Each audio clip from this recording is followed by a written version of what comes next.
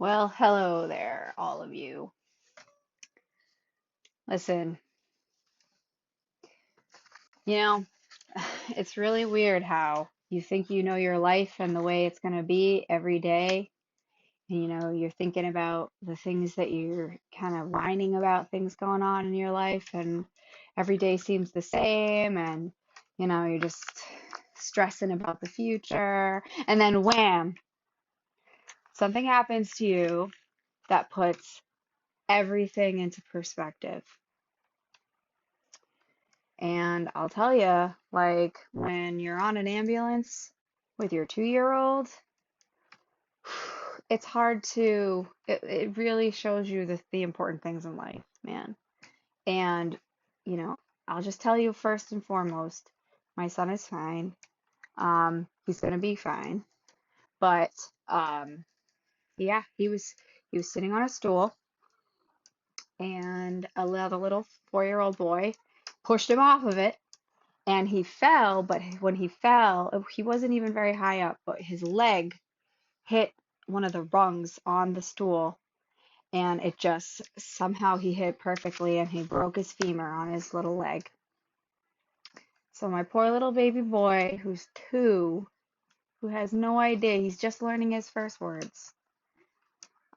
He was taken in an ambulance. He has a broken femur, and they had to put a cast on him from his toes all the way up his whole leg and then all around his waist. So he can't even sit up. I have to hold him or else he's stuck in a laying down position with this huge cast, which is kind of like has his leg in an angle too. So he can't even really he's just starting to be able to roll around. But I'll tell you, he was pretty traumatized. Although he was really brave on the ambulance and he roared like a dinosaur for a couple of the doctors. And the one that was really probably the most traumatized by it was me, because I was worried about him like crazy and I was sad and felt responsible and, I didn't know what was wrong. I knew something was wrong, but, they did some x-rays, saw the broken bone right away and yeah, he has a cast now. So he's going to be in this cast for 4 weeks, which is kind of insane for me to think about. It's been less than a week now. And literally, I think last week he learned his colors or some of the colors. And now this week he's back to laying down. Well, he's learning. I'm trying to teach him. I'm actually reading with him and teaching him. But he can't sit up anymore. He can't run around. He can't jump. He can't grab things off of the coffee table. He can't climb onto the table like he was doing just about a month ago. So it's really confusing for him too. But he's adjusting, and actually like yesterday, I walked into the other room for a second, and he so now wants me every second. But he started army crawling into the kitchen, so he is like he's starting to move around a little bit. But yeah, it's definitely really uncomfortable for him in his when he's trying to sleep, and therefore it stinks for me because I'm awake a lot. This is my 8th night in a row, pretty much, of just I didn't sleep great the night before, and then this happened, and then it's been a week of not really having good sleep, but whatever. I know you guys barely sleep either. You always stay up until like 4 in the morning, and then you finally go to bed with your phone like still in your hand. Some of you, not all of you, but you know who I'm talking to. So you know what it's like to not get sleep and to be in school, which you probably are right now, falling asleep. Like, looks like I'm gonna have to do a couple of parts because it just froze on me. So yeah. My parents came over and watched him so that I could make this video for all of you guys. Anyway, I'm rambling just like I do in class. So yeah, so I get it. You guys are probably like, what the heck? I don't even have my kooky teacher here to motivate me to do this work, to read this book that she's been making me read the entire trimester. And now the ending of it, she's not here Do you guys have any idea, like, what it took for me to force you guys to read this book? Some of you guys didn't even read any of it, but some of you guys did, and some of you guys really started to finally appreciate it and to like grow to love these characters. And then wham, my teacher's out the last 2 weeks of the year, trimester. So trust me, I get it. I'm sorry. I'm sorry. But as you know, like my kid needs me. But, I was starting to say in the beginning how you just I guess there's lessons that I'm taking from all of this. One, I really, really like I appreciate my job and I appreciate my students and I appreciate the lessons that I get to give to you and I appreciate what I get to wake up every day and I get to come to school and I get to see a bunch of great people because you do kind of walk in a mode and we all are lately that it's cool to be depressed and it's cool to feel sorry for ourselves and it's just constant to it's more like a comfortable feeling. We've grown comfortable being whiny all the time and thinking about what could we be doing and not realizing that maybe what we are doing right now is something that we actually should enjoy. And I wish nothing more than to be in that classroom with you guys reading the end of my favorite book with a bunch of kids that I've really grown to care about throughout the last 10 weeks. But here we are. So, yeah, like that's it. But the good news is, like, Scotty is going to be fine. Few more weeks of him, like, I don't know. I really am, I'm scared to think of like the fact that I'm gonna have to somehow entertain him, well, somehow, but I'm sure it will go by fast, and then I'll be back in that building. And to those of you who I have again, I will see you soon. To those of you who I don't have again, you better come to my classroom and say hi to me once I'm back. Or maybe I'll seek you out at some point. I hope maybe I can do that. But and then some of you I will have in future years. So yeah, I mean, it's not the end and it's not goodbye by any means.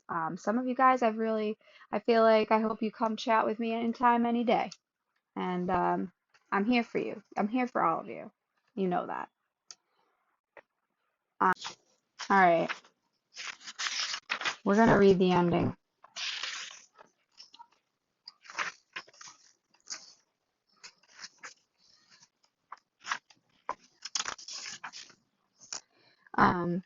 First, we're gonna talk about how after Tom Robinson was killed in prison, the town barely even reacted. Because, again, I mean, it's shocking how racist everybody is in this book. Well, not everybody, but the general population is. And to the reader, it's like, wow. I mean, I always knew racism existed, but one of the reasons why I think it's important that we do read is to be able to connect and actually empathize with past existences and past people, different identities that lived in different times that you really don't get to connect in that mentally when you're just watching a film. When you read, you really can kind of experience almost alongside of like, wow, this is how racist, or this is how, other examples being like, this is really how people thought back then. Wow, because that's not how I think today. When you learn that people can really be that different in the way they think, or their perspective when you're reading a novelist, or that can really paint a picture in your mind. That's what a good book is. It gives you that ability. you know it gives you an ability to empathize and to relate to other people in your life. because different people, it really amazes me, we do not all think the same. So these characters and this lifetime they're living, it's interesting to relate, to be able to like, wow, to know that people really spoke this way with such hatred. And I think that some people in this room, some people watching this video really haven't experienced that type of hatred to them. But there are other kids in your class, in your grade, in your school, who experience this kind of hatred and or adversity or struggle every day. When you read, you learn to empathize and understand and be kind to other people. I mean, there's a lot of hatred in the world. I mean, there always has been, but it's right now, it's like huge. And I think if people just read a lot more, especially books like this one, maybe we would be able to understand each other a little bit or be willing to listen. But anyways, so Tom Robinson is dead. The town has very quickly gone back to normal.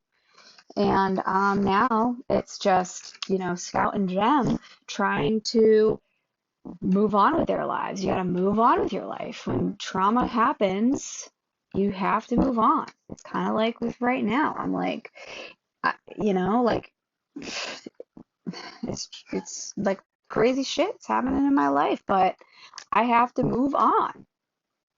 And I am.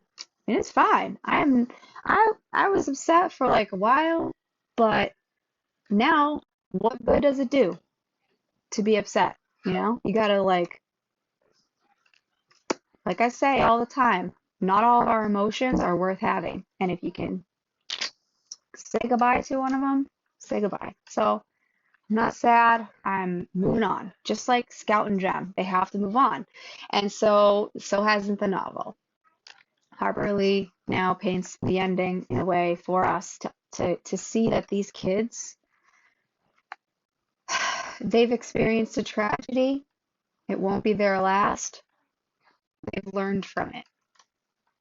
They've learned. And I'm learning from this experience just as much as Scout and Jem have learned from the experience that their whole town has gone through. They know what people can really be like, and they know what scariness is. So, I'm not going to read the entire ending, but I am going to get to like the really good part, and I'll just kind of sum up everything else, and then we'll read the very end. Okay, so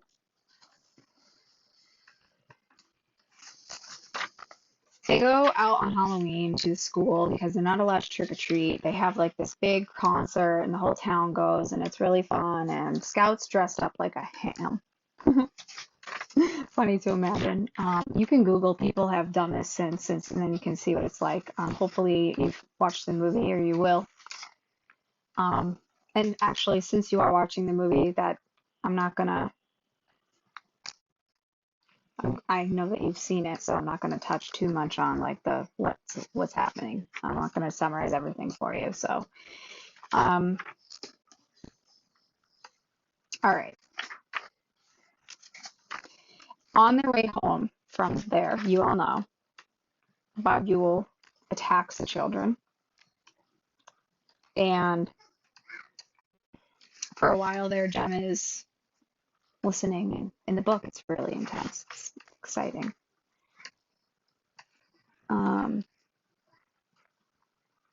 They can hear somebody's footsteps.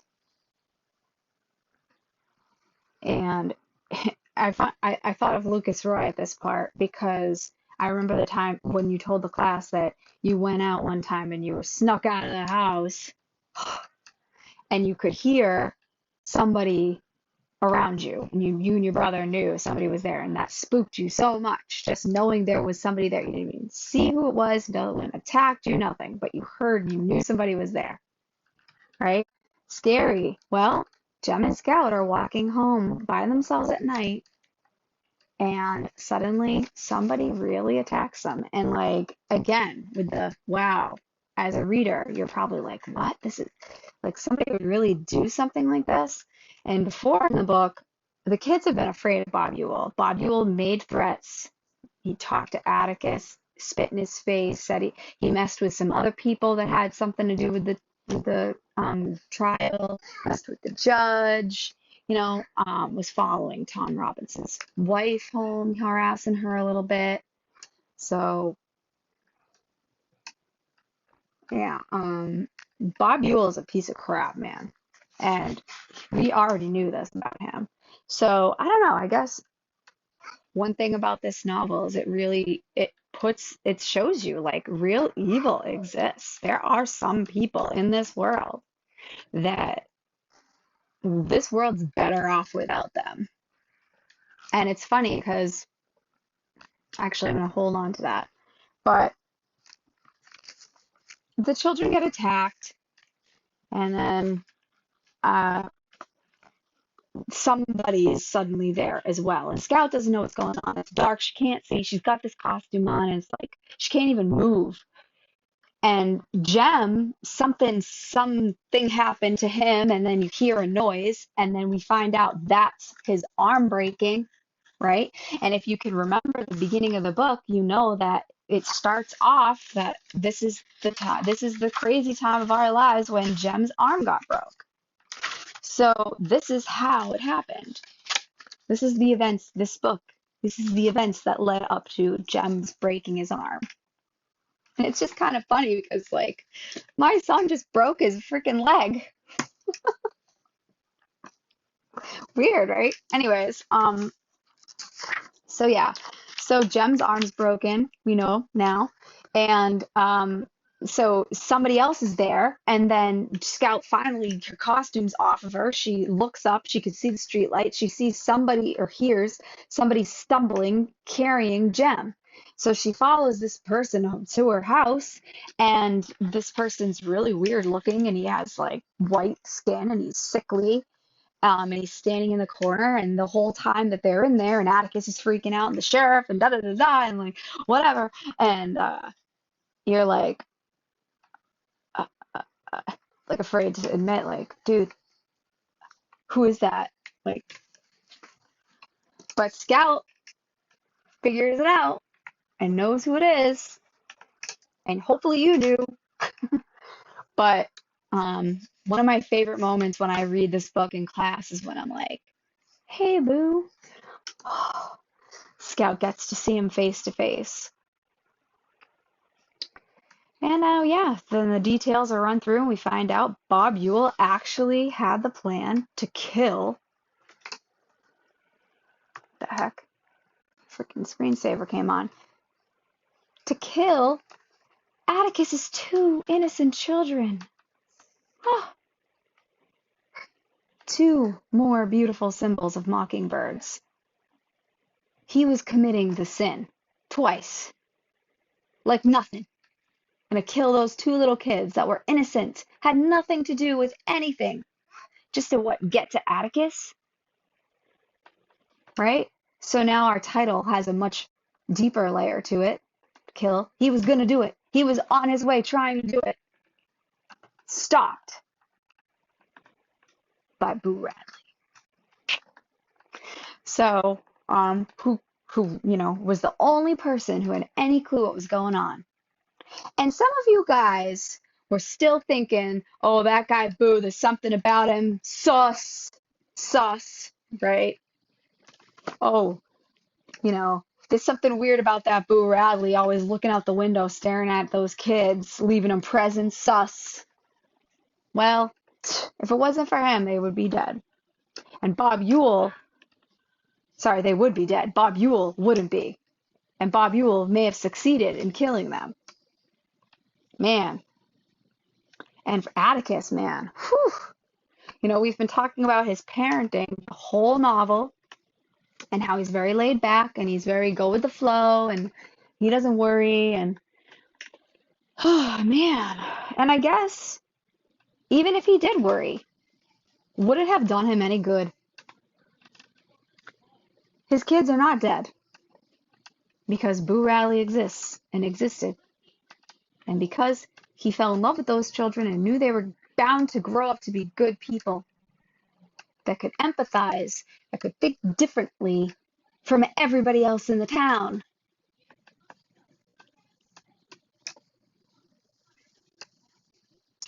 So, and how about the fact that after everybody talks about what happened, they rule out, like Bob Ewell killed, literally stuck a kitchen knife up in Bob Ewell's, wait a minute, Boo Radley up in Bob Ewell's guts. But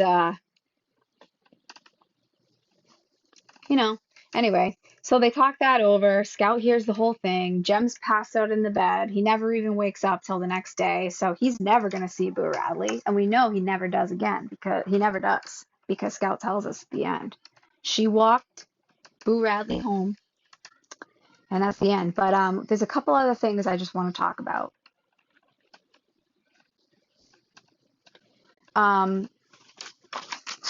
So in the very end of the book, Bob Ewell's still sitting on the porch. They're all on the porch. Scout's sitting next to Boo. Atticus and Hecate are talking on the porch. This is the part I want to read.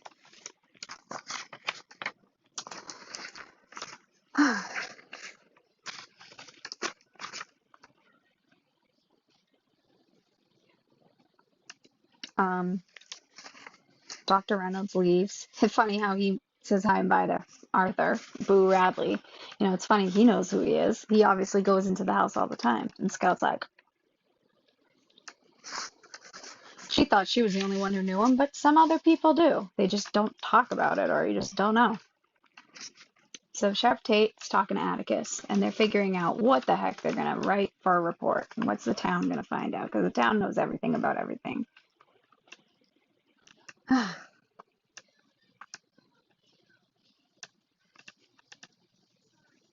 So Hecate says basically they're trying to decide what they're going to say about Jem, because Jem and Scout were both there.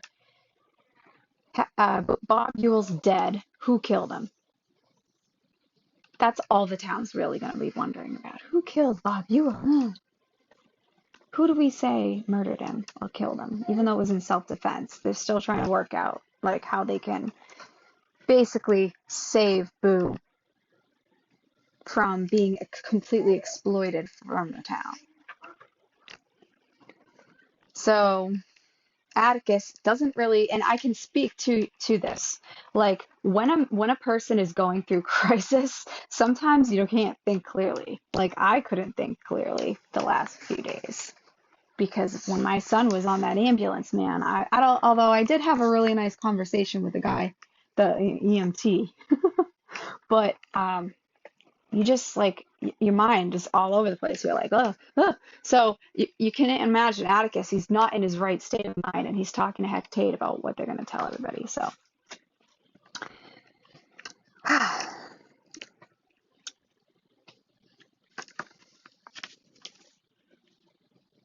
so Atticus was silent for a moment. He looked at Mr. Tate as if he appreciated what he said, but Atticus shook his head. Heck, it's mighty kind of you, and I know you're doing it from that good heart of yours, but don't start anything like that. Mr. Tate got up and went to the edge of the porch. He spat into the shrubbery, then thrust his hands into his hip pockets and faced Atticus. Like what, he said. I'm sorry if I spoke sharply, Heck, Atticus said simply, but nobody's hushing this up. I don't live that way. Nobody's going to hush anything up, Mr. Finch. Mr. Tate's voice was quiet, but his boots were planted so solidly on the porch floorboards it seemed that they grew there. A curious contest, the nature of which eluded me, was developing between my father and the sheriff. These two alphas, although usually Atticus doesn't mind being a beta, I hope you know what I mean by that. Like, Atticus has no problem lowering his pride. But in this case, these two men both are like, I'm right, you're wrong. Heck, you haven't said it, but I know what you're thinking. Thank you for it. Jean Louise, he turned to me. You said Jem yanked Mr. Ewell off of you? Yes, sir, that's what I thought. See that, Heck? Thank you from the bottom of my heart, but I don't want my boy starting out with something like this over his head. Best way to clear the air is to have it all out in the open.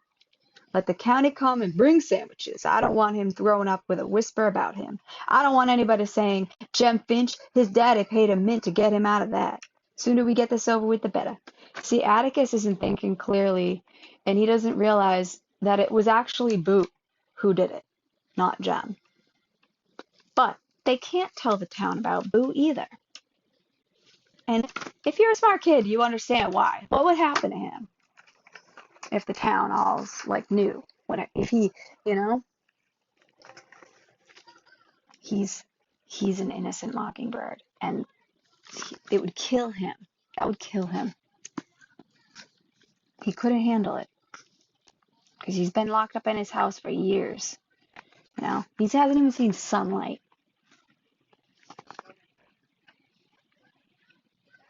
Mr. Finch, Mr. Tate said stolidly. Bob Ewell fell on his knife. He killed himself. Atticus walked to the corner of the porch. He looked at the wisteria vine.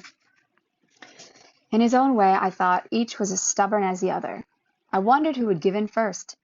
Atticus's stubbornness was quiet and rarely evident, but in some ways he was as set as the Cunninghams. Mr. Tate's was unschooled and blunt, but it was equal to my father's. Heck, Atticus's back was turned. If this thing's hushed it up, it'll be a simple denial of Jem, of the way I've tried to raise him. Sometimes I think I'm a total failure as a parent, but I'm all they've got. Before Jem looks at anyone else, he looks at me, and I've tried to live so I can look squarely back at him. If I connived at something like this, frankly, I couldn't meet his eye, and the day I can't do that, I'll know I've lost him. I don't want to lose him, Scout, because they're all I've got. Mr. Finch, Mr. Tate was still planted to the floorboards. Bob Ewell fell on his knife. I can prove it. So basically, you know, Heck Tate says, this is what I'm going to say. This is how I'm going to lie to everybody. And you wonder, like, So in this book, like, do you think that this happens in real life when they try to say what everybody's going to know about the crime that was committed or this crime scene? Or, yeah, so they lie. This is how they're going to tell everybody. And the sheriff explains to Atticus how basically everyone's going to learn that a false narrative of the truth.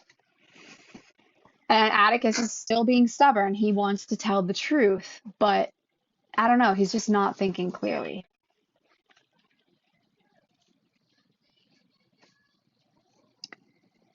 So Hecate said, Scout is 8 years old. She doesn't understand what really happened.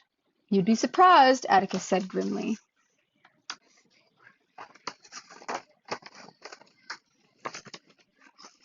I won't have it, Atticus said softly. God damn it, I'm not thinking of Jem. Mr. Tate's boot hit the floorboard so hard the lights in Miss Maudie's bedroom went on. Miss Stephanie Crawford's lights went on. Atticus and Mr. Tate looked around the street, then at each other. They waited. When Mr. Tate spoke again, his voice was barely audible. Mr. Finch, I hate to fight you when you're like this. You've been under a strain that no man should ever have to go through. Why you ain't in bed from it, I don't know, but I do know that for once you haven't been able to put 2 and 2 together, and we've got to settle this tonight because tomorrow it will be too late. Bob Ewell's got a kitchen knife stuck in his craw. Mr. Tate added that Atticus wasn't going to stand there and maintain that any boy Jem's size with a busted arm had a fight enough left in him to tackle and kill a grown man in the pitch dark. Mom? Oh my God.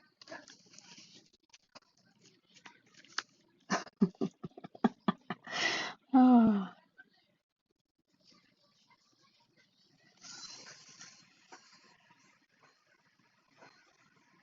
Heck, said Atticus abruptly. That was a switchblade you were waving, where'd you get it?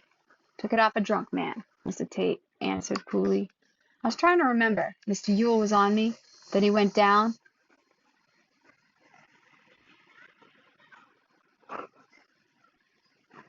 My mother is unbelievable.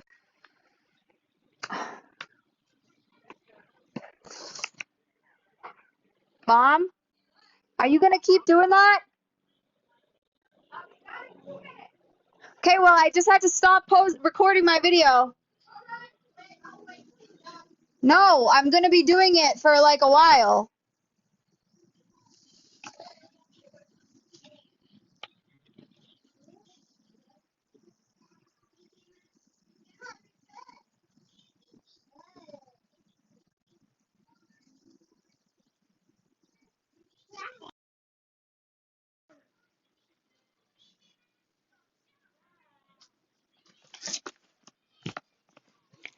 I need like just 15 minutes. All right.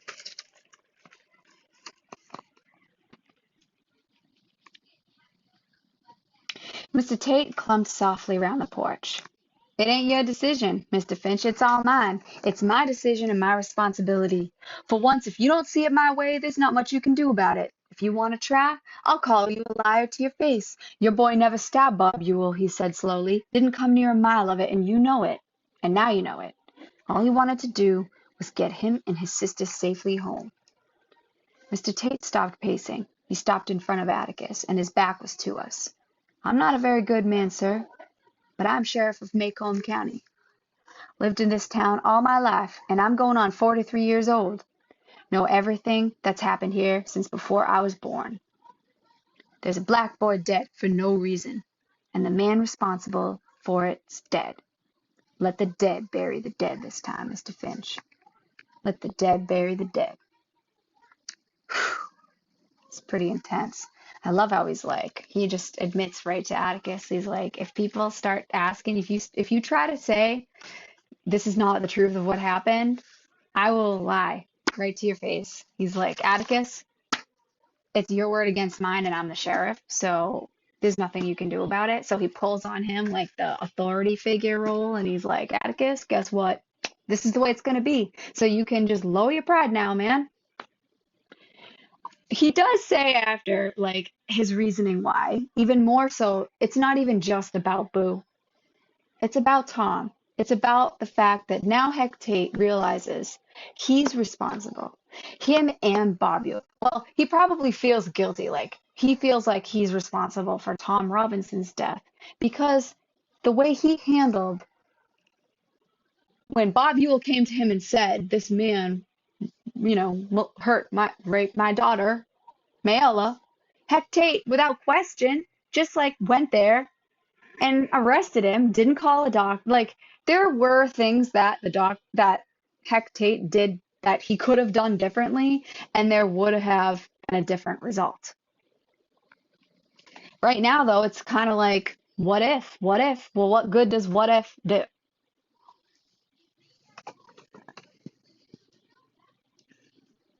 You know? Well, he can't change the past, but he can let the ends justify the means in a sense. I mean, nothing will bring back Tom Robinson, but at least now the man who did what Tom Robinson died for doing, the man who actually did the damage and then lied in court, the guilty party, the true guilty party, was killed. Because he was killing two innocent children, he got what was coming to him. And it says in the Bible, there is a time to kill. And I cannot think of a better time to actually kill a person than Bob Ewell's death, shoved in the guts with a knife by Boo Radley, the town hero. Of course, the town doesn't even know that they've been rescued, because what good would Bob Ewell have ever done to any of those kids, to anyone in the town? Anyone in the town? None. The whole town is better to be rid of that evil, horrible person. And his children will thank him for it too. Mayella will too. So Heck Tate, he's just like, sometimes the law ain't black and white, and sometimes you just have to put what's the law is always there's always going to be rules that you're supposed to follow, whether it's a legal rule or whether it's a social rule or it's something you just aren't supposed to do, something that society says you're supposed to do. But in the moment, when something's going on, it's up to you to make the right decision. And it's up to you to decide what is really right. And Heck Tate is saying, this is my chance to somewhat redeem myself for the evil that I contributed to. And now I'm doing what I can to set things right. And I believe in this moment I have the power, even if it's against the law. But I'm going to lie to do right by the town and to honor or at least pay homage to an innocent man that died. Tom Robinson. Yeah. So that's that. And then Atticus says, okay. You know, Heck's like, oh, I'm not thinking of Jim. Atticus is like, oh, okay.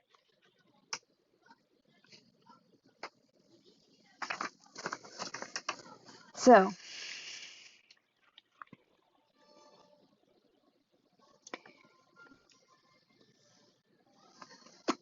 Mr. Tate was trying to dig a hole in the floor with the toe of his boot. He pulled his nose, and he massaged his left arm. I may not be much, Mr. Finch, but I am still sheriff of Macomb County, and Bob Ewell fell on his knife. Good night, sir. Mr. Tate stamped off the porch and strode across the front yard. His car door slammed, and he drove away. Atticus sat looking at the floor for a long time. Finally, he raised his head. Scout, he said. Mr. Ewell fell on his knife. Can you possibly understand?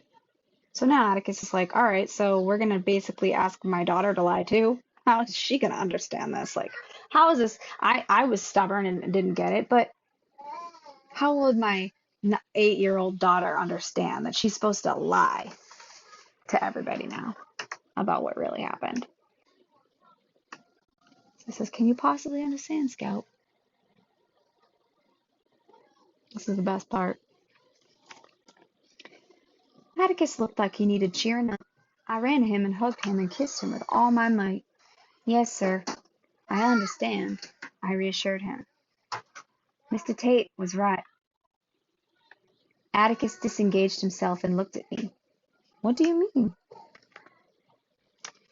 Well, it'd sort of be like shooting a mockingbird, wouldn't it? Atticus put his face in my hair and rubbed it. When he got up and walked across the porch into the shadows, his youthful step had returned.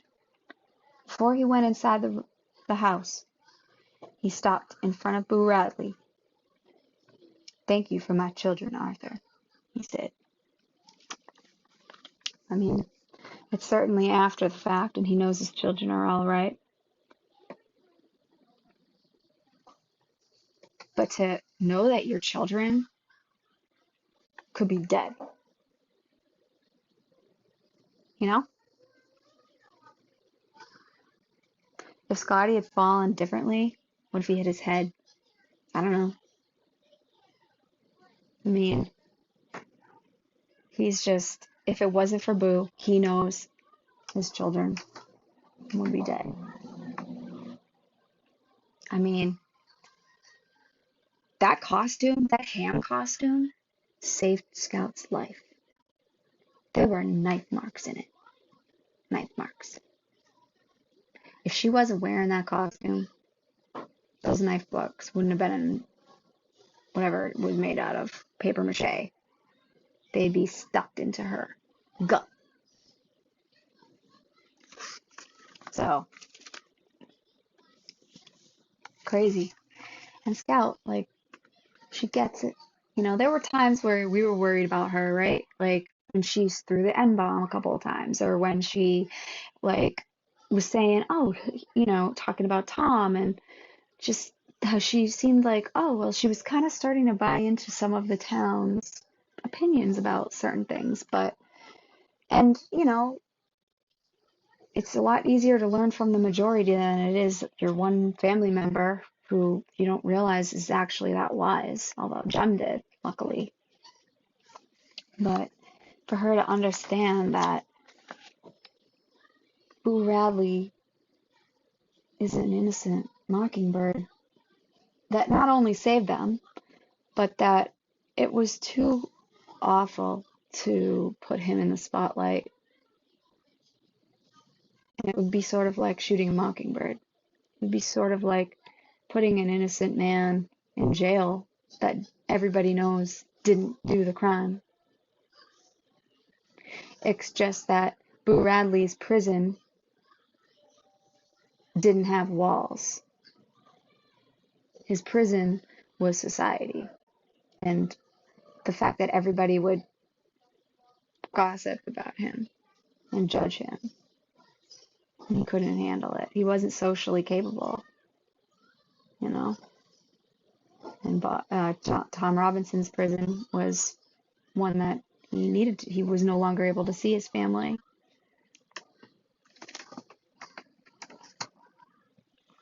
So, yeah, it's pretty deep. And so, yeah, so we have our final mockingbird. You get it. And the last chapter is chapter 31. And, all through the book, Atticus has said, Scout, in order to try to understand a person, you can't judge a person. You need to try to understand them. You need to get inside their skin and walk around in it. Another saying people often say is, walk a mile in someone else's shoes. Now, this whole book is about learning to empathize with someone who is different, whether they are a different color skin, whether they are a different age, whether they are someone who's under the influence of something that you are not. And sometimes it's better to swallow your pride and know, even when you're right or when you think you're right, someone else's perspective is different because they were brought up in a different way, in a different place. Mayella Ewell, unfortunately, got away with lying, but sadly is going to go back to living in that home, luckily without that awful abusive father who was killed, thankfully, by Boo. But, her mental state, it's hard, as much as awful as it is what she did, and she doesn't deserve to get away with it, she did not know what she was doing. She wasn't in her right mind. And to hate her, it's like, when you will come across people and you're like, that they're not in their right state of mind because of something that happened to them in their life. Like, there's somebody in your life that you're mad at right now. And you think you're right, and maybe you are right, but it doesn't do you any good to hate them. And the reason you're arguing could be just difference of opinion, and hating them isn't doing you any good. It's not making your life easier.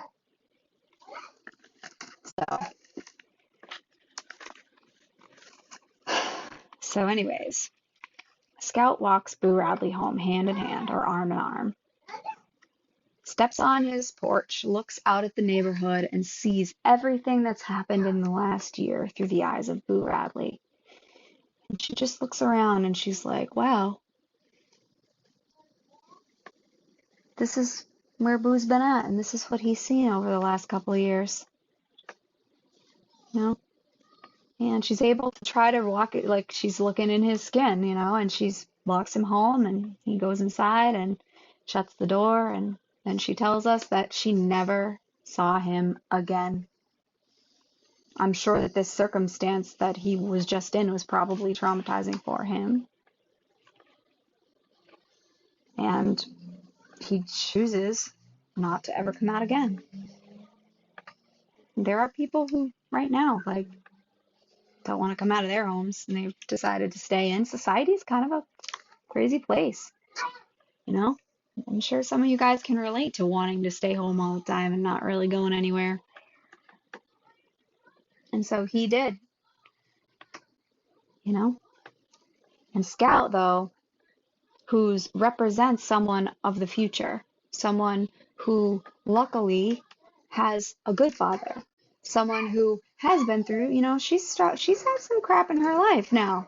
She's gone through some serious trauma, right? She's gone through, you got to admit, this girl, she's 8 years old and she's witnessed a death and two deaths and, almost was murdered and, her dad, like all this stuff. That must be really stressful. But she's learned, and because all this happened to her, she's going to face the future and she's going to be a leader.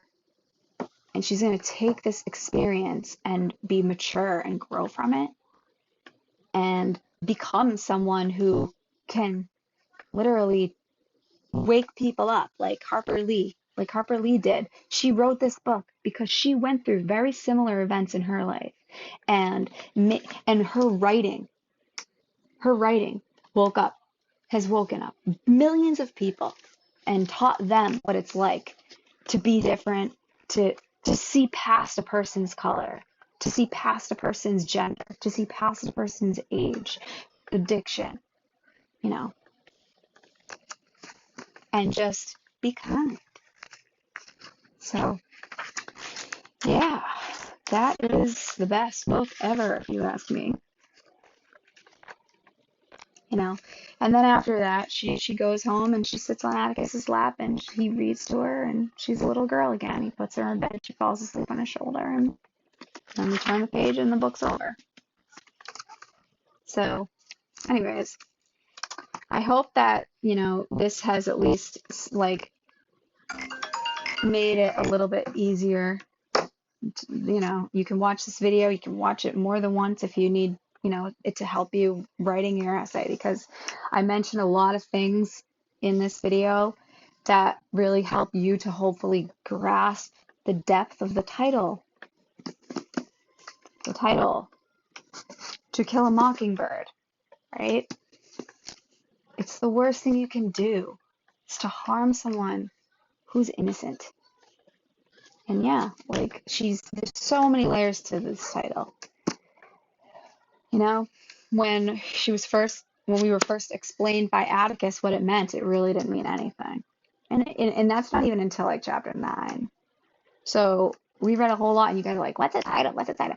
But now you understand like what symbolism is and, why, like, yes, empathy, to empathize for a person, but also to the importance of innocence and how fragile it is. And also, is Scout innocent in the end? A little bit, but,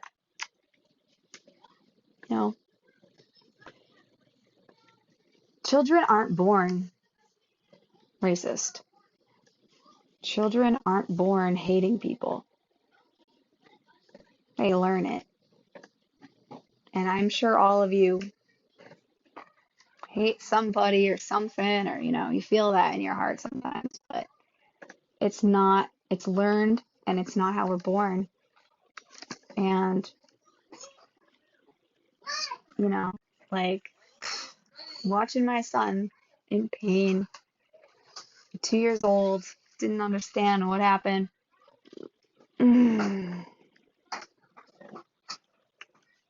Anyway, really tough. Children deserve to be taught the right way to live and hatred in the world, like, just not a good thing. But I could go on forever and ever. Anyway, I'm going to wrap it up, and just know you can email me and I'll probably email you back. I might not immediately. I do have my hands full over here. But I just want you to know, like, I miss you all. I've grown to love each and every one of you. And I hope you'll come and visit me. And I just want you to do your best with this assignment and do the work. And if you're done with all your work, you can just, be cool and quiet. But, like, please, the more you act like jerks, the harder it is on me. And the more, whatever, I don't know. I feel bad. And your poor sub. So, I hope you enjoyed the video, and I hope you enjoyed the book, and I hope you enjoyed learning with me this trimester. So I love y'all, and I will see you soon. All right.